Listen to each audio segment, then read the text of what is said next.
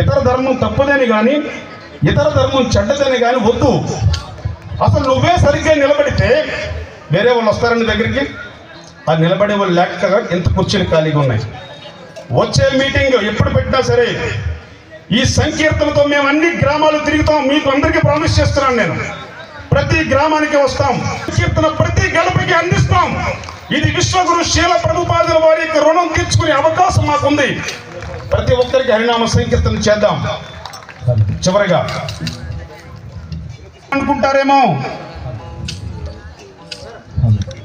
తన భక్తుణ్ణి తన ధర్మాన్ని వ్యతిరేకించిన వాళ్ళకి ఆ రాముడు నుంచి ఆ కృష్ణుడి నుంచి ఉగ్ర నరసింహ రూపంలో ఉప్పెత్తి హిందూ ధర్మాన్ని కాపాడే భగవంతుడు కూడా మనవాడే. శ్రీ అంతర్వేది లక్ష్మీ నరసింహ భగవానికి ఇది మన ధర్మం. ఇది మన ధర్మం. కాబట్టి ఇతర మతాలకు మీరు జోక్యం వద్దండి. మన మతం భరోసా మనకు తెలియదు కాబట్టి మనం మర్చిపోతున్నాం అంతే. మన మతం భరోసా మనకు తెలియదు కాబట్టి మనం మర్చిపోతున్నాం అంతే. మన ధర్మాన్ని మనం